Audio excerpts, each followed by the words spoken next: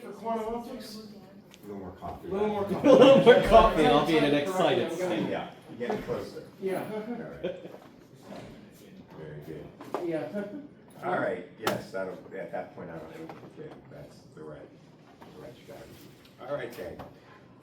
So, let's see. Firstly, some announcements. So, as I just had emailed just before class, just sort of where we are and what the homework is.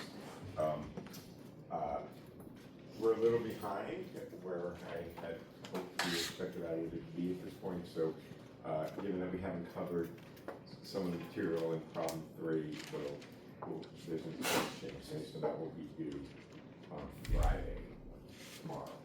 Okay? So, in terms of handing in your homework, yes? Does that push the rest of the homework forward or just this one? Just this one. Okay. Yeah, just this one. Yeah. Submitting all. Yeah. Dropbox, right? So everyone should have gotten an email with a link to the Dropbox. I know some of you, it's worked, because I've received a few of the assignments people have handed in. So if it should be straightforward. You should just be drag your file there and it magically appears in the cloud, all right? So you can do that digitally, or you can put a physical copy in my mailbox, which is in the front office, okay? So if anyone has any problems or questions, let me know about that. And the only time that this sort of works for any reasonable fraction of the class is Monday for the TA office hours, but the TAs will be available, so if you want to meet with them at some other time, closer to when the homework's due, because I know how it goes, you can reach out to them, okay? All right. But there will be a sort of official office hour at room 2500, which is in the southeast corner of the building. There's no west, yes, corner, right. All right, so let's see. So we were talking about the density matrix last time, all right? So the density matrix or the density operator is another name for what we call the quantum state, okay? So the quantum state we should just think about as a vehicle for predicting measurement outcomes. That's what we want to do in science. We want to make predictions about the world, and the quantum state is the mathematical vehicle that does that. It is the thing that allows us to make predictions of measurement outcomes. We can only predict the chance that we're going to see a measurement outcome because in quantum mechanics, there are measurements that we do where there's no way that we know for sure what the outcome will be. We can assign a probability to that outcome. And thus, rho is the thing that allows us to do that. And the way we do that is through the Born rule. Since this is one form, we'll talk about this a little bit more generally in a bit, which says that if I have the quantum state and I have some measurement that I'm doing, which I can think as an example, we'll talk about more general measurements later, but we often think about we want to measure an observable.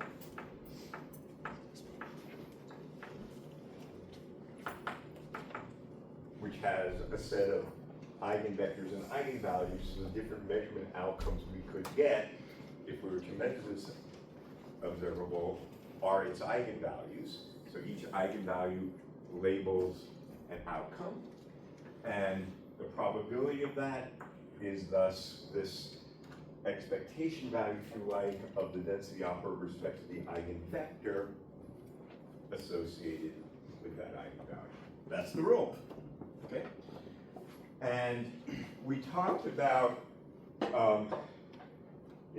different notions of the state. What we call a pure state is this kind of states we learn about when we first learn about quantum mechanics, as vectors in Hilbert space, and the associated density operator is the projector onto that state, okay, onto that vector. And what we mean by pure, we'll talk a little bit more about this in just a moment, is a pure state is kind of the Platonic idealization of like a point. It's the most information we can possibly have in quantum mechanics is a state that is pure, okay? And they are the vectors in Hilbert space. If we're missing information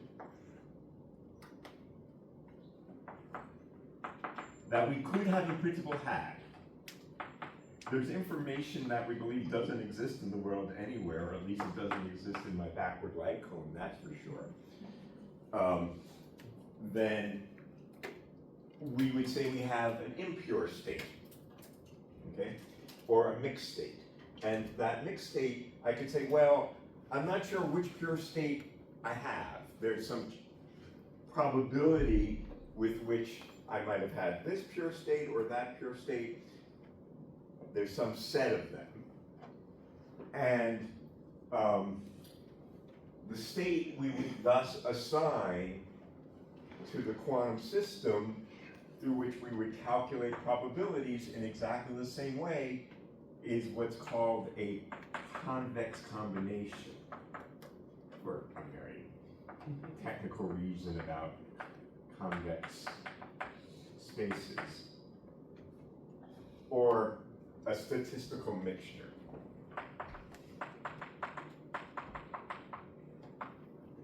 Of the different pure states.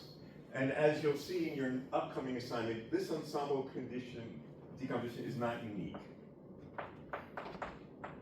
There are an infinite number of ways I can mix together pure states to get a mixed state, okay? It's kind of interesting. So it has to do with the fact that when we have a random outcome in a measurement, it could be because we didn't know which pure state we had in the mixture, or it might come from the fact that there's superposition in the problem, and those things kind of get mixed together in a way that we couldn't tell the difference between those different ensembles, okay? Right. So, we were looking last time at the example of spin 1/2, where we have a two-dimensional Hilbert space, and we were looking at different examples. So, for example, here's the pure state that corresponds to spin up along the x-axis, which itself is a superposition with this particular weighting and amplitudes of spin up and down along z. And the state that we see in that case is a projector onto that direction, which expressed in this basis has this form. In contrast, if I had the state which is, say, spin down along x, that state is also a 50-50 superposition of up and down along z, but with a different phase, okay? And so this state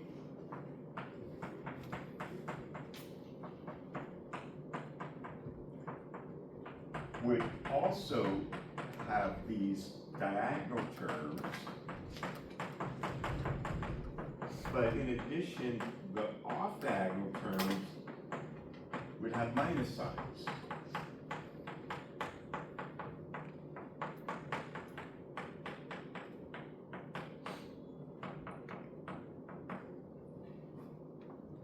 These are examples of coherent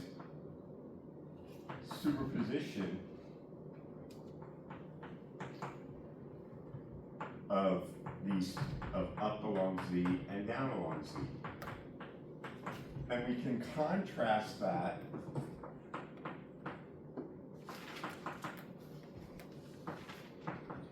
with a statistical mixture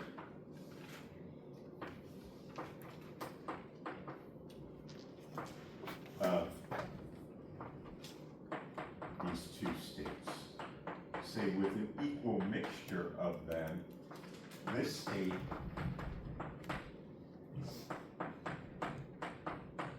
would have the density operator of the form over here. It's a statistical mixture of these two pure states. That's exactly what we wrote down. And we see the difference between this state and this state. All three of these states, if I were to measure the observable sigma z, would show the same statistics. I'd get a random up or down along z. I couldn't tell the difference between them. However, if I get a different measurement, if I measure along the x-axis, in this case, with probability 1, I'm going to see up, and with probability 0, I'm going to see down. And if I were to measure along the x-axis here, with probability 0, I would see up, and probability, I'll get you in a moment, 1, I'd see down, and in this case, what would I see if I measured along the x-axis? What's the probability of getting spin up along x if the state was prepared in this particular statistical mixture? Yeah, 50%. Half the time I'd see up along x, and half the time I'd see down along x. And so some of the measurement outcomes would happen with the same probability, and some would happen with different probabilities. Okay? Yes, Ben? Is that the second term supposed to be down, down? It is supposed to be down, down. Thank you. Right. So, and we were talking about matrix representations.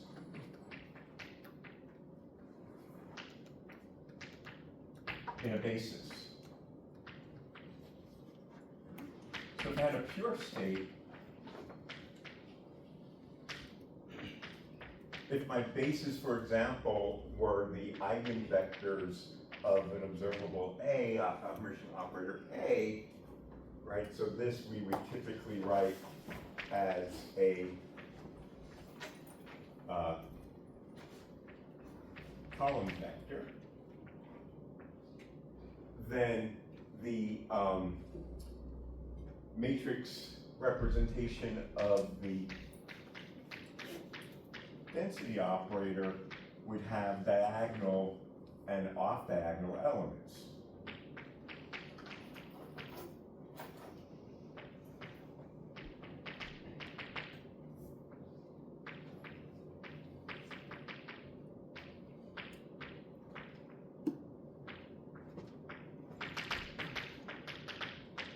So the diagonal matrix elements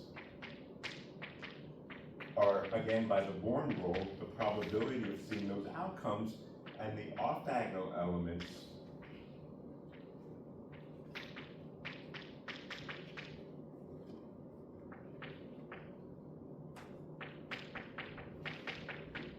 importantly involve the relative phases. So these are the probabilities, and these are the coherences. Okay? And so what we saw, for example, if I look at up x in the z basis,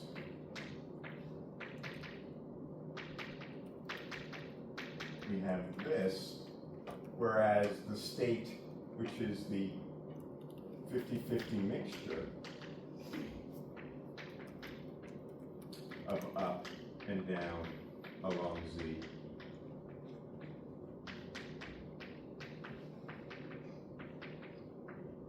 like this. This state has coherences in this basis, and this state has none. Which is to say that I can see interference between those two alternatives because spin up along Z is a coherent superposition of up and down along Z. And the off-diagonal elements are a reflection of that coherence. Whereas the 50-50 mixture has no coherence between those two alternatives, and thus I have no interference between those two alternatives, and thus I have zeros over there. Yeah? What was the situation you said where we actually see the interferences pop up? You mentioned earlier there's some cases where we can't tell the difference. Yeah, so let's just say again, if I were to measure, if the state were prepared in this state, and I measured this state, say, along the x-axis, I would see probability 1 here and 0 for spin down. Whereas in this state, if I did it, I would get 50-50. Right? Yes, sir.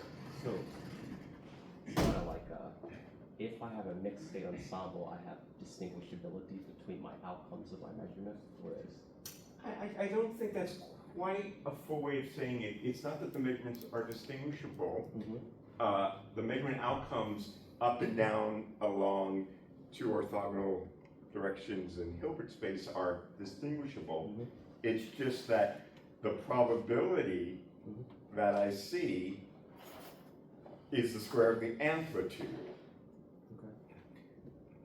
And I have to, when I have coherences, those amplitudes can interfere destructively or destructively. But if I don't have a superposition, I have a mixture, well then I lose that interference. Thank you. Yeah. Oh, sorry, did you have something else? No, I said thank you. What is there like a very clearly distinguishable like experimental feature which causes the difference between these two states? Like the difference in how you prepare something? Because we went over the coin. But... Sure. So, okay, so let's talk about, so a pure state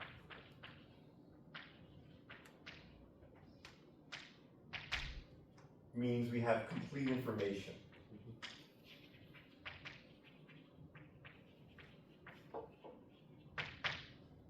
There's nothing in the universe that can tell that is missing.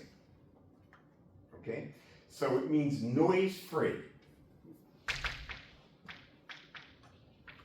So in the lab, I have to, my laser can't have any noise on it. I can't have any temperature fluctuations, nothing that, in principle, I could have controlled better if you worked a little harder, that made it. If there is complete information about the preparation, then it's pure. If there's incomplete information, then it's mixed. That is information that we could have had. That's right. Yeah. That exists somewhere in the universe.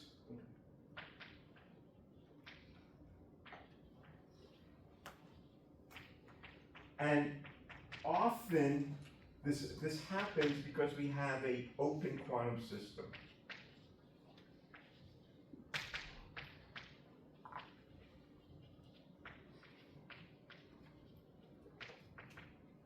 So there's many ways the information can be missing. It could be missing because I didn't have perfect calibration of something, and there was uncertainty because I didn't know exactly how I calibrated. So that's a kind of noise. But there are other noises that exist because the quantum system of interest is not isolated from the rest of the world. And there is an environment around.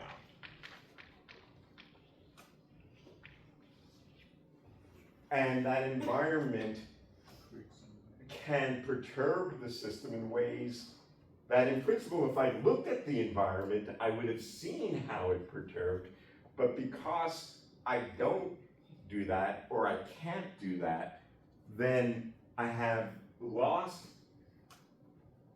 purity. I've lost information about my system and it becomes mixed.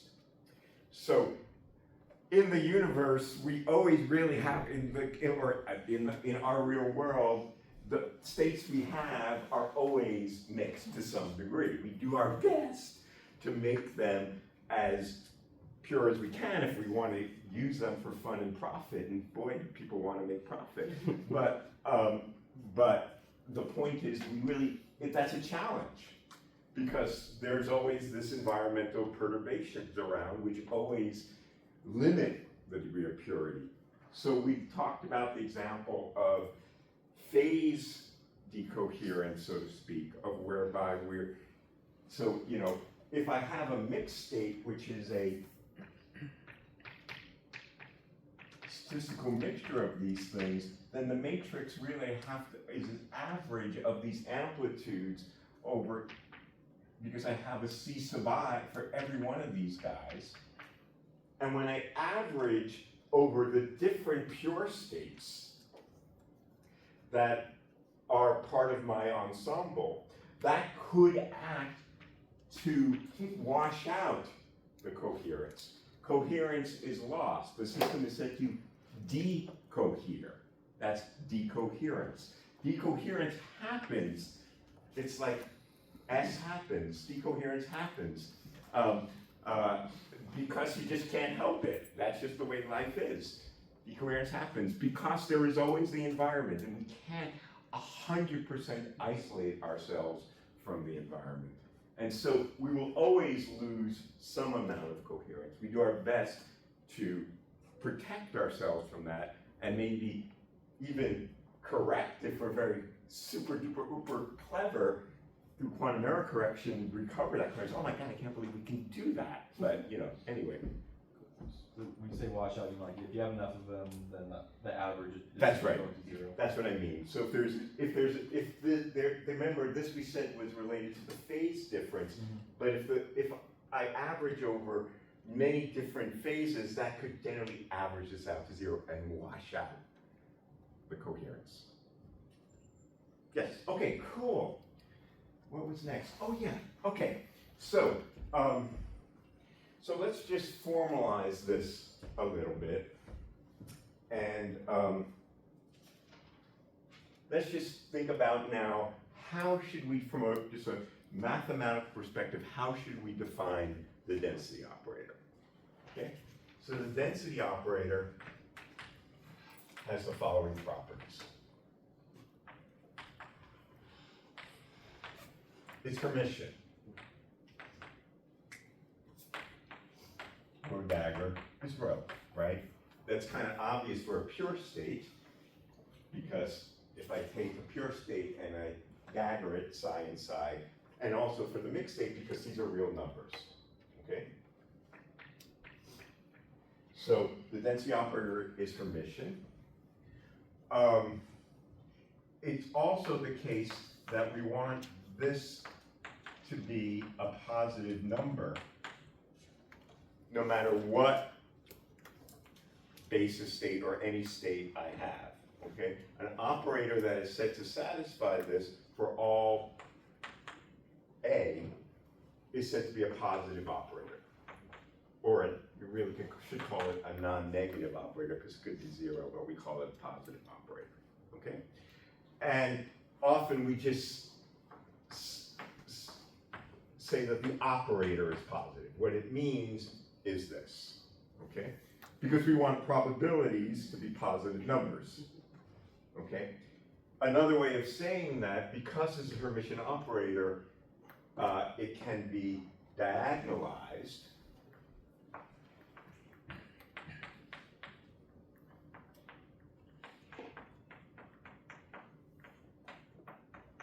where these are the eigenvectors and these are the eigenvalues. And there are, if it's a d-dimensional Hilbert space, there are d eigenvalues and d eigenvectors. I could have degeneracies, like all of the eigenvalues need not be the same, but I have a set of d eigenvalues, and the eigenvectors are generally chosen to be orthogonal. Yes, Tristan? A positive operator is different from a POVM. That's right. Right. A POVM is a collection of positive operators that are a resolution of the identity. But we digress. We'll come back.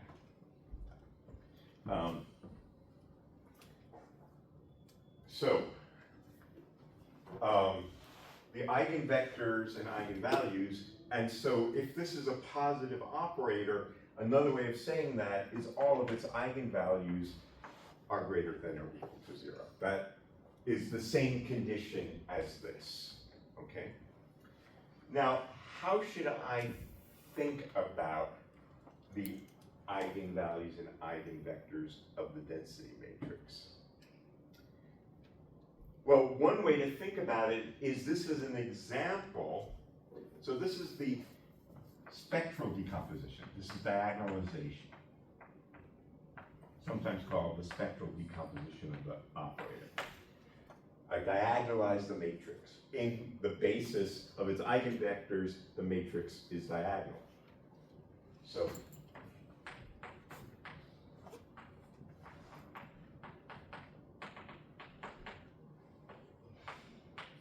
it has no coherences in the basis of its eigenvectors.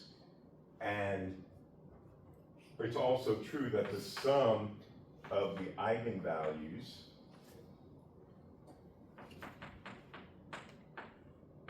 is the trace of the operator, okay?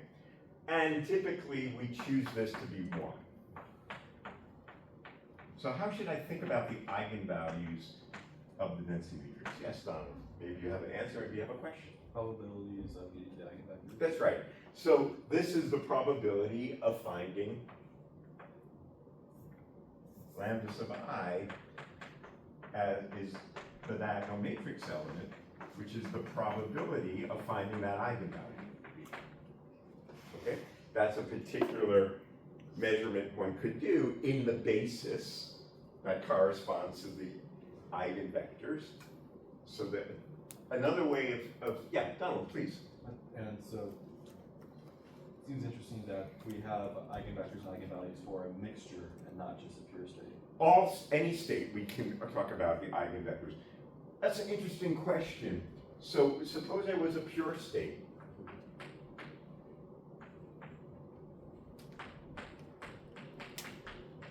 What are its eigenvalues and eigenvectors? So we have one of the eigenvalues is 1, and all the others are 0.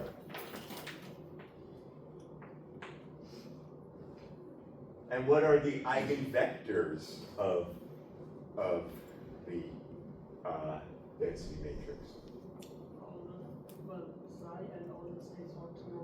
That's right. So the eigenvector here is psi. And all the other eigenvectors are all the other vectors that are perpendicular to psi, and we can choose an orthogonal set. So anything that is perpendicular to this, that's to say its inner product with psi is 0, a set of these that are orthogonal in a d-1 dimensional subspace are eigenvectors with eigenvalue 0. Okay?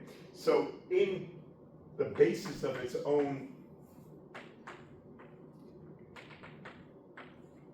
eigenvalues, and that's what we saw somewhere, this state, where was it? Maybe we didn't write it down, but Yesterday. we wrote it down yesterday, right? This state in the x basis is that.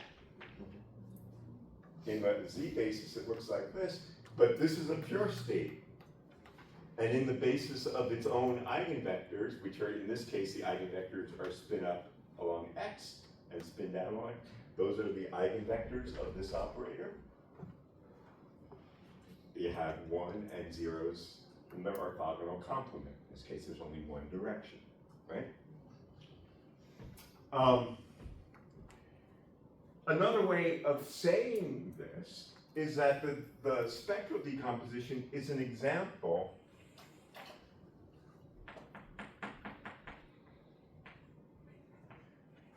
of an ensemble decomposition of the kind we wrote down on the very first board. So we said any state we write down can be considered as a statistical mixture of pure states weighted by some probability. A state in general is a statistical mixture of its eigenvectors. Okay? So rho is a statistical mixture of its eigenvectors with probabilities equal to its eigenvalues.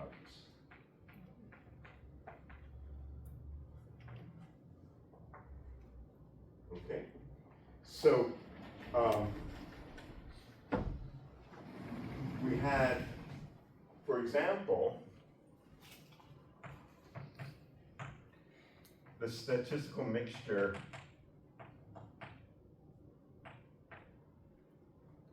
(50-50) up z and down z.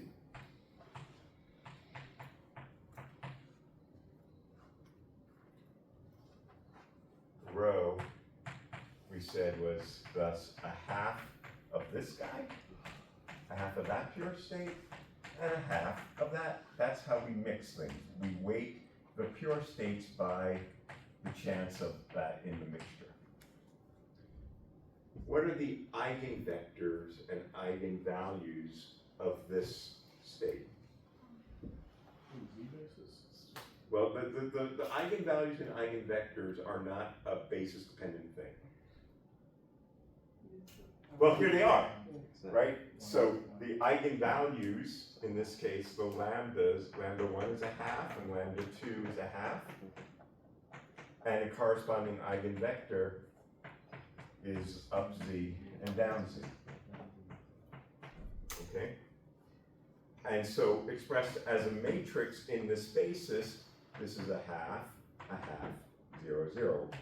Or a half times the identity. Well, this one's a little tricky. That's a 1. You wrote a 1, it should be. Because I have degeneracy here.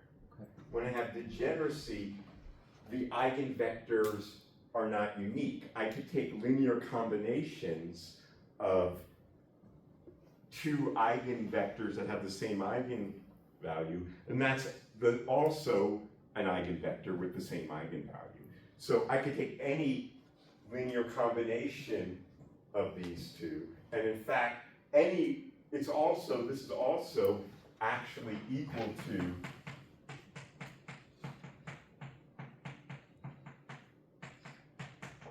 this.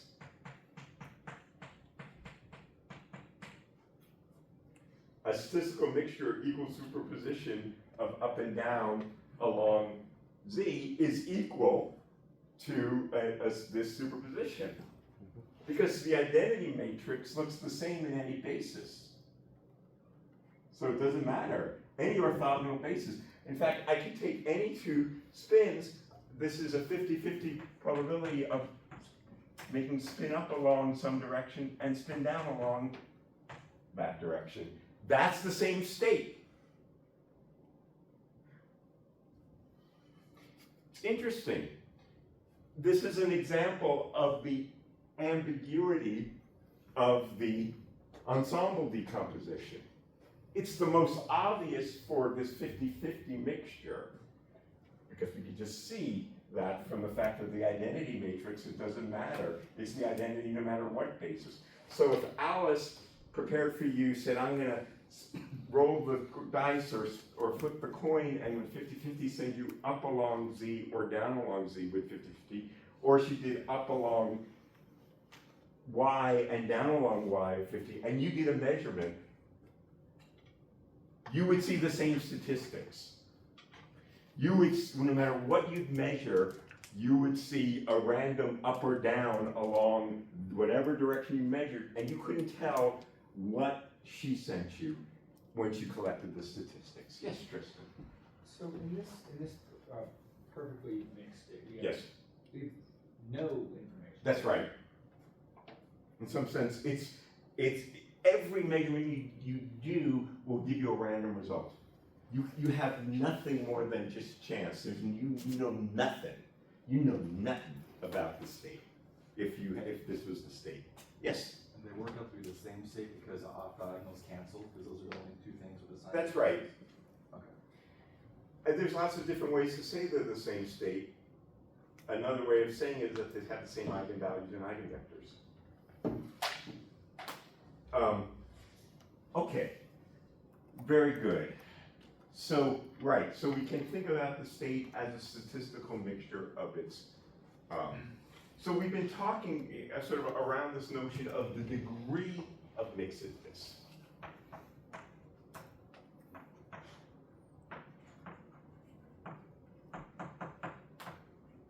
There's lots of ways of quantifying that.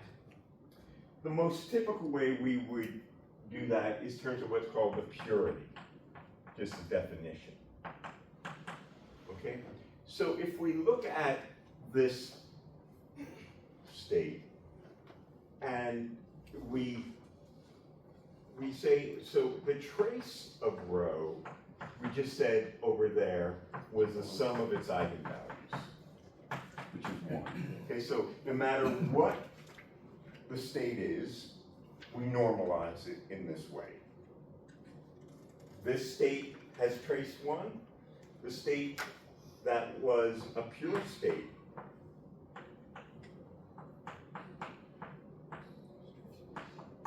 in the x basis, this has trace 1. The sum is a half and a half. No matter whether I'm talking about this statistical mixture or this pure state, we've chosen it such that its eigenvalues sum to 1, okay? But if we look at the trace of rho squared, well, what's the trace of rho squared in terms of the eigenvalues of the density matrix? How would you calculate the trace of, what is the formula, the equation? What's the trace of rho squared in terms of the eigenvalues? Yes? The sum of the eigenvalues squared. The sum of the squares of the eigenvalues. There's lots of ways of seeing that. What we mean by rho squared, that's the definition of rho squared. The definition, when I'm talking about a function of an operator, so an operator to the power whatever, is this, okay?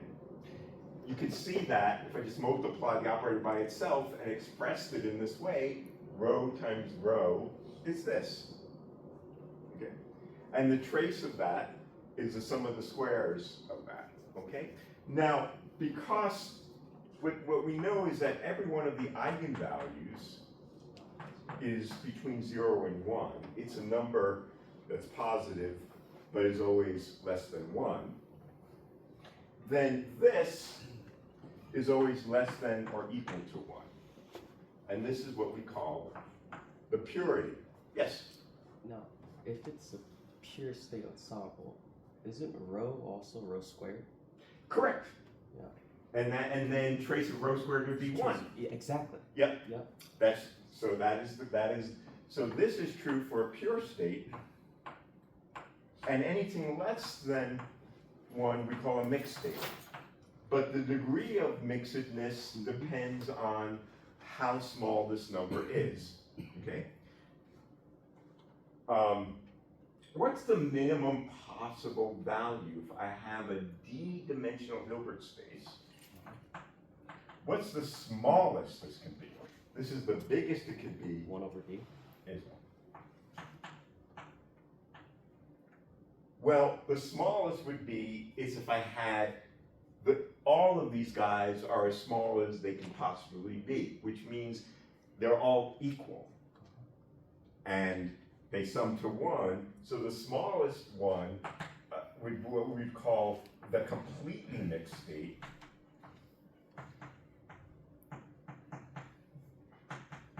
Is that all the eigenvalues are 1 over d. Makes sense. Yes? Is this analysis of using, rho squared, is this Yeah. is that dependent on the fact that we can diagonalize That's right. rho? Yeah. That's correct. Yeah.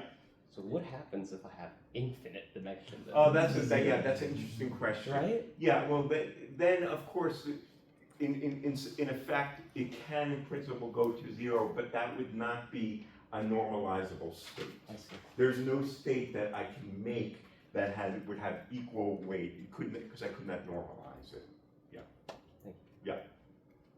Is this at all related to ideas of entropy and stuff? Yeah, exactly. So I was going to mention that. Let me do that in a moment. So let me just let's just state an important fact here, which is, so if I have a completely mixed state here, rho in that case is 1 over d times the identity, right? Because it has 1 over d in all of the matrices. Like if we had a 2-dimensional Hilbert space, then we have 1/2 and 1/2. If we had a 3-dimensional Hilbert space, it would be 1/3, 1/3, 1/3, no matter for d finite, okay? And this is the completely mixed state, okay? The purity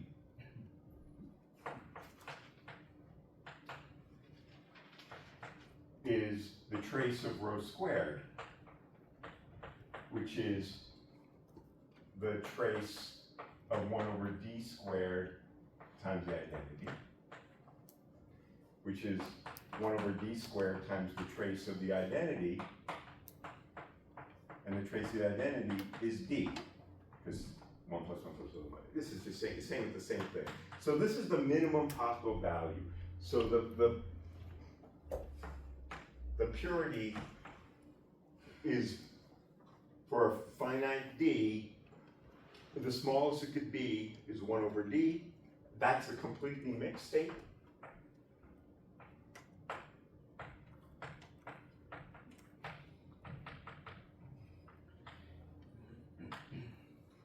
And when it's 1, it's not mixed at all. It's completely pure. Okay. Now, as you said, Donald, another way I could quantify the degree of mixedness is by entropy. Entropy is missing information. And the way we defined the missing information was done by Shannon, and the most important information theorist of all time, who defined the missing information as what we now call the Shannon entropy. And what is it? The Shannon entropy, I should think about, I have a probability distribution of different outcomes.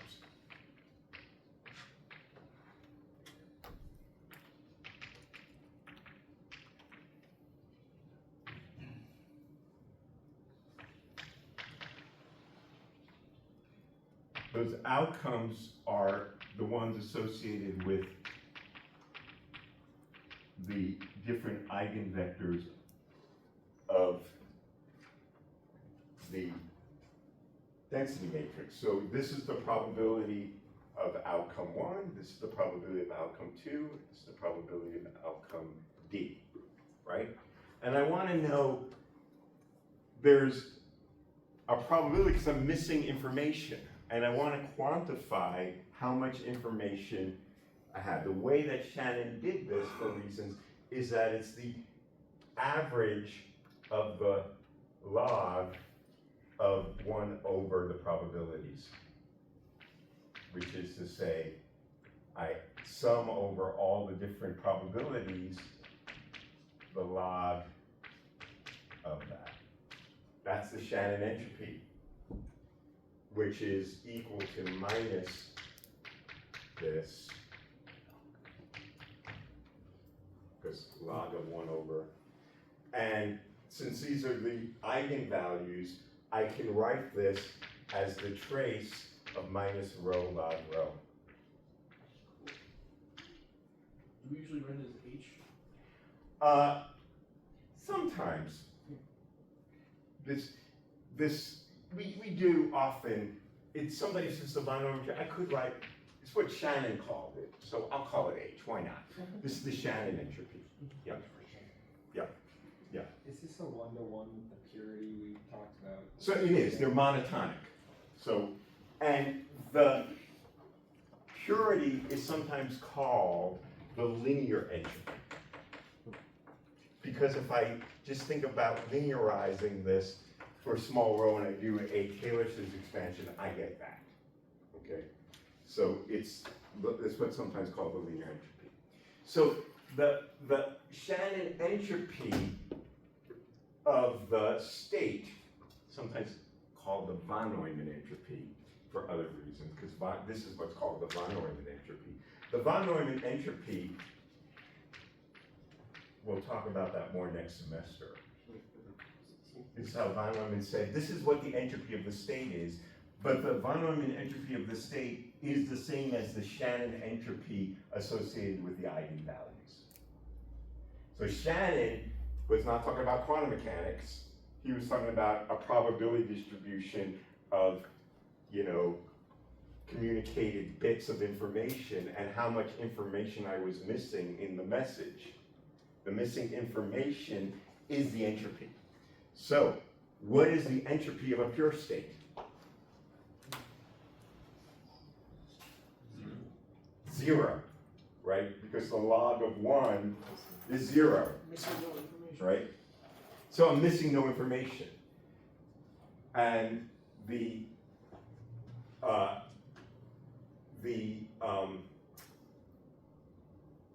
entropy of a maximally mixed state is the log of D. Yes? Just agree to ignore the times when lambda is 0 in a pure Yeah, in terms of the sum. Yeah, that's correct. Because of course, then you have to do the limits, right? L'Hôpital, the hospital. Right. The hospital for sure. Okay. Voilà. All right. So, right. So interestingly, so the mixed states, we have this degree of mixedness, and the idea, again, going back to where generally mixed states will arise because we have open quantum systems. And so, entropy happens. And so we will lose information and increase entropy. Losing coherence, quantum coherence is equivalent to losing information and thus increasing entropy. Entropy is another word for nothing left to lose. No, for missing information.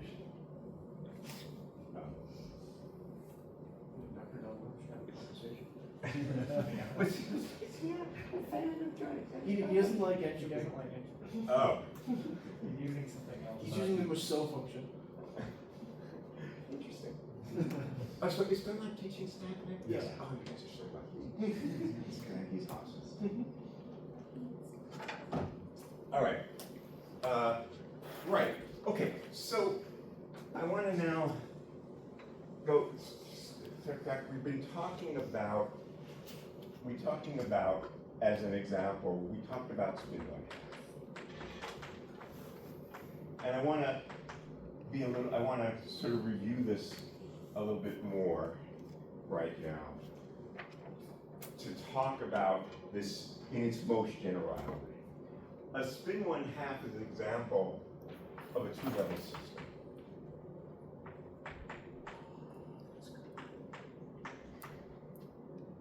Okay? But there are other examples that we use in quantum mechanics where we're thinking about two levels. Other examples are what we call a two-level atom. Now, you know, as my old postdoc advisor once said, there are no two-level atoms and sodium is not one of them, because he was worried of the whole story about laser cooling of sodium and, you know, the fact that the two-level approximation broke down. But what we mean by a two-level atom is that there are two levels that are the only ones that participate in the dynamics, okay? And so we might have a something I might call the ground state, and something I call the excited state. Now, of course, there might be one ground state and an uncountably infinite number of excited states, but we just pick out two. Why would we pick out two? Well, if we thought about the energy level diagram of an atom, this might be the ground state. This is, say, the first excited state. And if I tune a laser beam with a frequency of the laser very close to the Bohr frequency associated with the energy difference, I'm so far off resonance all the others that I can ignore them. In which case I would say, this is a two-level atom, okay? We'll come back to that more, but that's another example of a two-level system. Another example might be the polarization degree of freedom of a photon.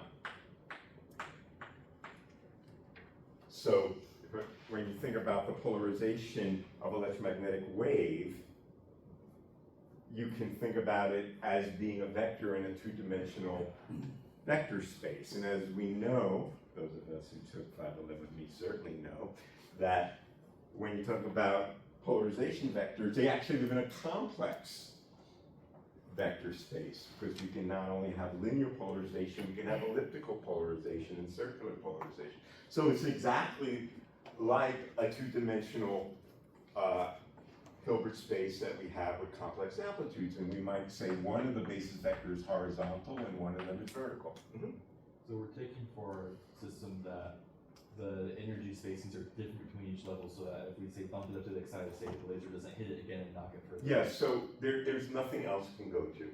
And moreover, it doesn't excite to this guy, even in one photon. There's a two photon example you were just saying. There's also the one photon. We have to make it such that the energy to the next, this is the first excited state, there's a second excited state, and that gap has to be sufficiently big compared to some other energy scale that these other levels don't participate in the dynamics. We'll talk more about that in much more quantitative detail a little bit. But when that's true, we can make to excellent approximation. Oh, sorry. There are no two-level atoms. We'll come back to that. Okay, good. So these are examples of two-level systems, and these days we call all of these things qubits, which is a quantum bit.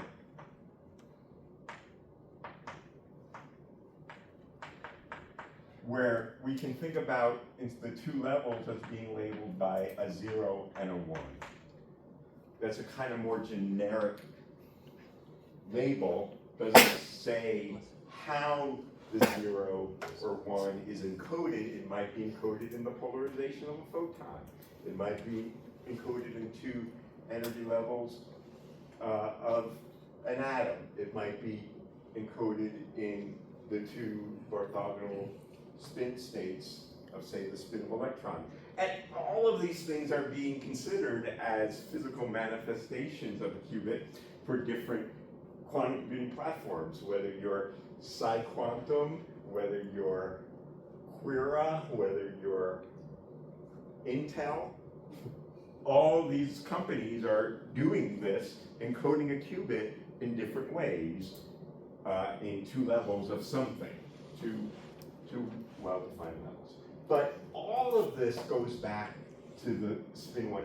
The algebra, the mathematics that we use to describe a qubit is fundamentally based in the physics of spin.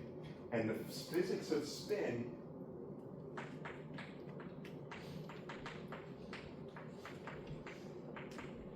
is the physics of angular momentum. So I want to quickly review this.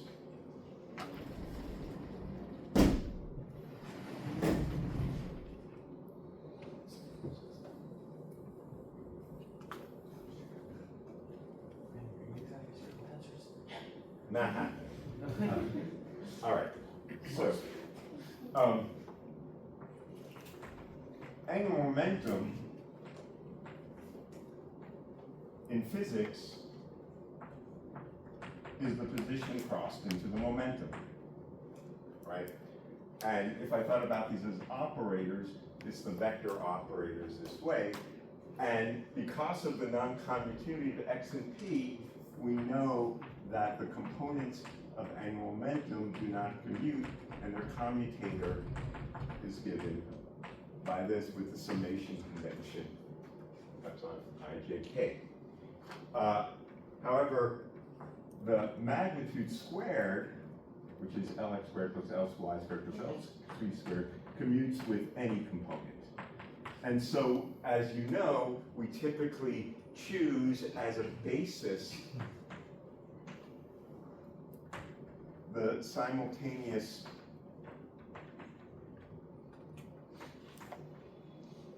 eigenvectors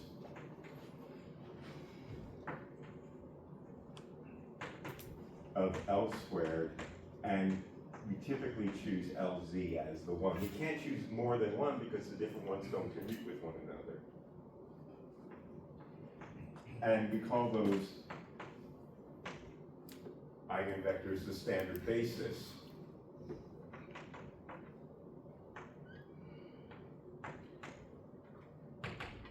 Where L squared acting on this is the square root, is h bar squared, square root of L plus 1, and Lz acting on this is h bar n.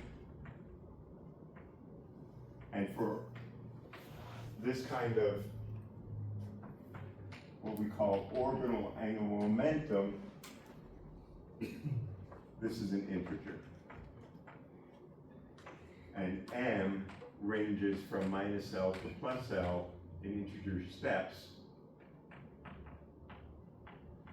So there are two L plus 1 different projections of angular momentum for a given L, magnitude L, right? We also know that we define raising and lowering operators, L plus and minus, as Lx plus or minus I Ly. These are non-permission operators. L plus is the adjoint of L minus. Yeah. Is there a square missing on the? There is. Thank you. So Lx is the Hermitian part of L plus, and Ly is the anti-Hermitian part.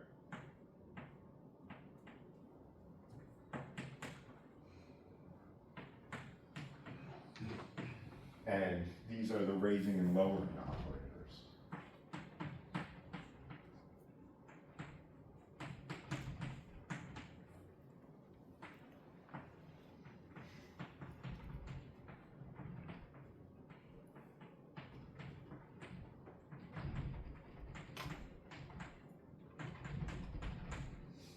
Right, which raises and lowers me up to and down the ladder of angular momentum, and if I'm at the stretch state, then this coefficient is 0. So I can't raise beyond m equals L, and I can't lower beyond m equals minus L, okay? So that all comes from orbital angular momentum. But we have spin angular momentum in physics, which obeys the same commutation relations, but is not the cross product between the position and the momentum of nothing, okay? So we have spin angular momentum,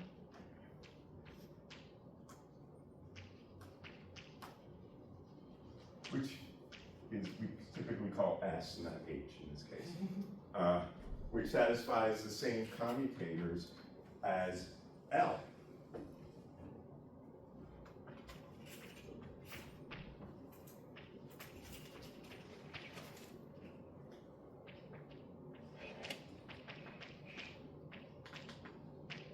But the magnitude S in this case can be a half integer,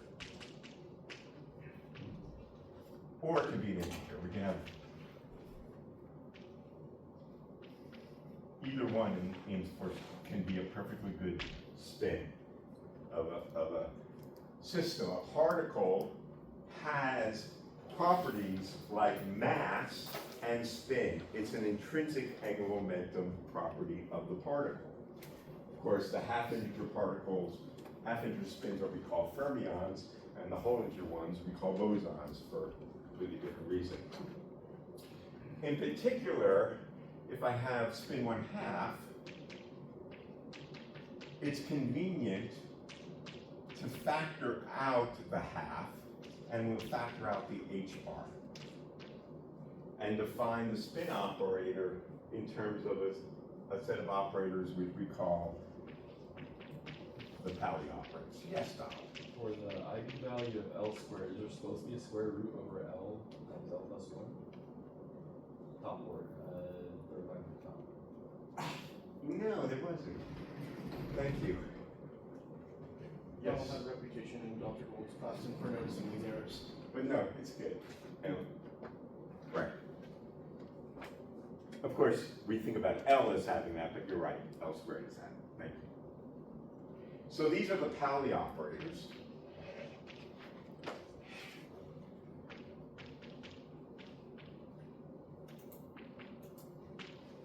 And we work with them all the time.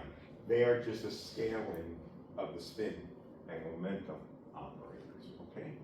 So in the case of spin 1/2, the states we've been writing down where we have S and M sub S, the spin up case is a projection like this, and the spin down case is this.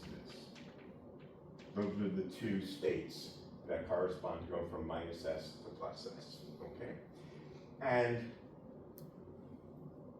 so here, S sub I is equal to h bar over 2 sigma sub I, where I can be 1, 2, or 3, corresponding to x, y, or z.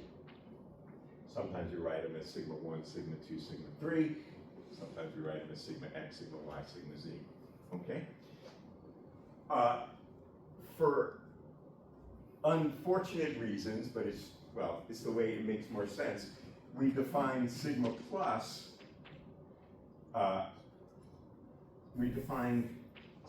without the factor of 2. Okay? So that sigma plus is sigma x plus I sigma y over 2. Or equivalently, sigma x is equal to sigma plus sigma minus, and sigma y is sigma plus minus sigma minus over I, without the factor of 2 that was sitting somewhere. Okay?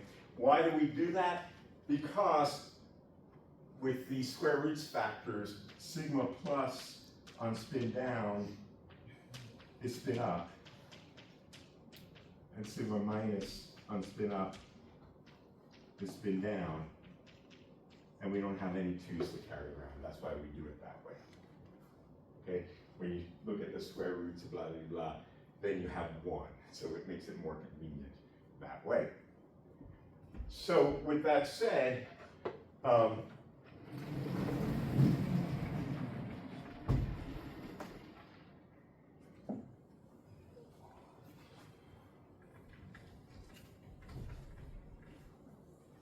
we have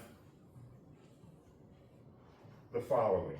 We have the matrix representations of the Pauli matrix, the Pauli matrices in the standard basis.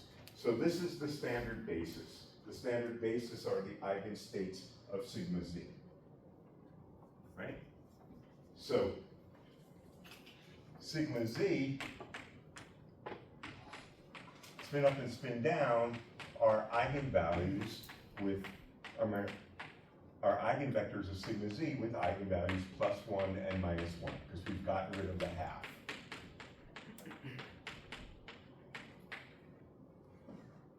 Right? So that means that sigma z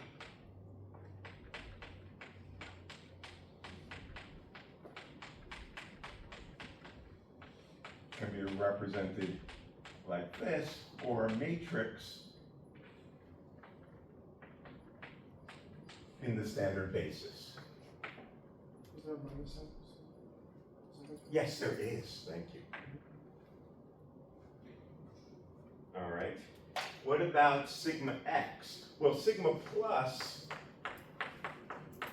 turns down to up, and sigma minus is the conjugate, which turns up to down.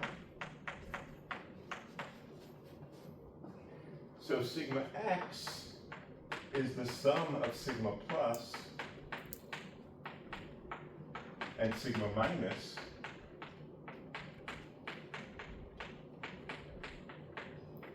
which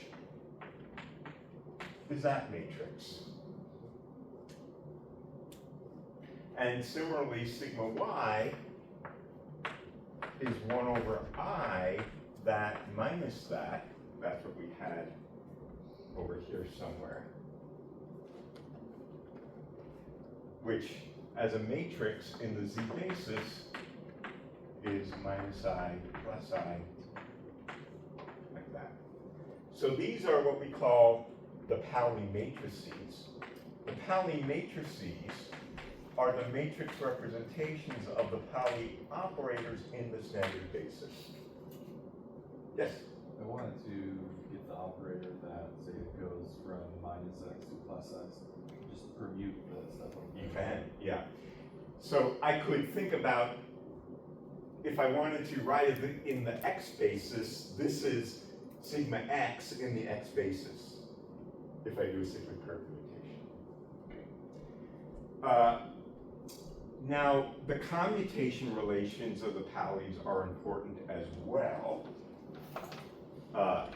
So because of these factors of x of 2 and h bar, the commutator of this and this is equal to 2 times I epsilon I j k sigma k. Okay? Because if I have those factors of 2 on each side, one of them cancels. Okay? Now, there's another special property of the Pauli operators that's very special, which is that they anti-commute. Okay? So it turns out you can prove this for yourself, that sigma I times sigma j is equal to minus sigma j times sigma I if I is not equal to j. So we say that the Pauli matrices, if I put this on the other side, I have what's called the anti-commutator, which is written with a squiggly bracket rather than the square bracket. The Pauli matrices, or the Pauli operators, anti-commute. Okay. The other thing that's true is that if I look at the square of this, well, the square of sigma z is the identity.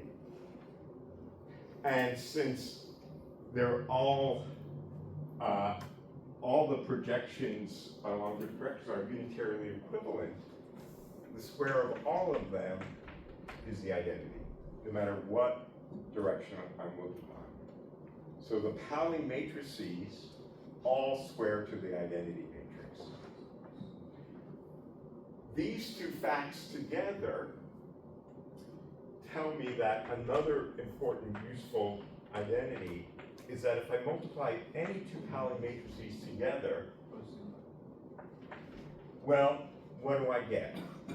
If they are different, I'm going to get one of the other matrices with an I.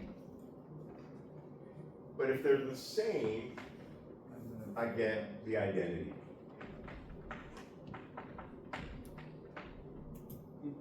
Okay? This is very useful, very, very useful identity associated with the Pauli operators.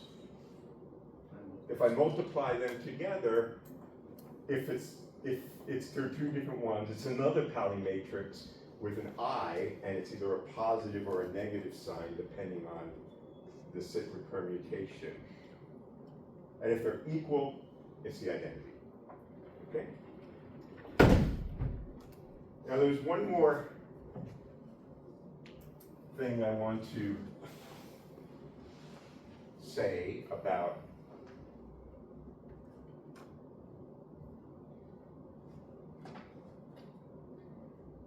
the Paulis. The Paulis form an operator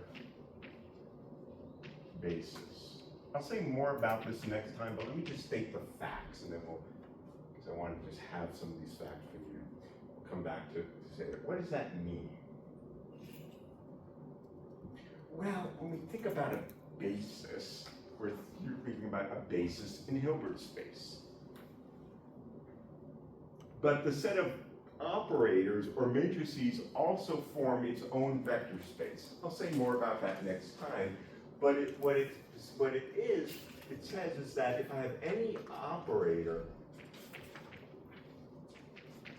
acting on H2, my two-dimensional Hilbert space,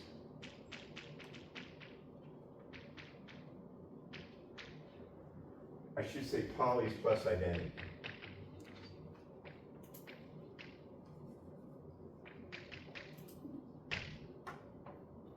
That is to say, is a sum of the Paulis.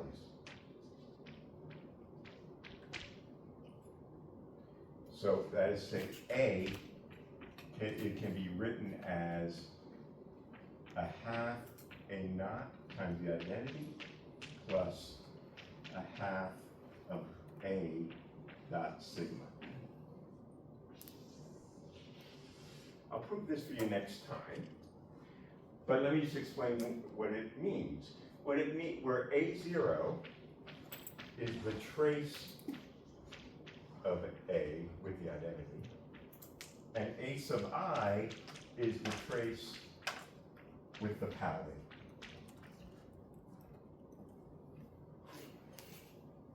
This is a kind of, I'm kind of projecting the operator onto this basis. And when I project this operator on this basis, I get its expansion coefficient. Okay? So I want to conclude this then with the following remark. Suppose I have a quantum state for spin 1/2.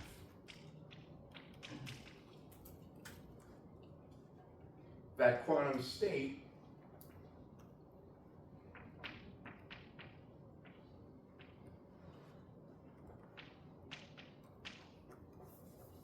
can be written this way.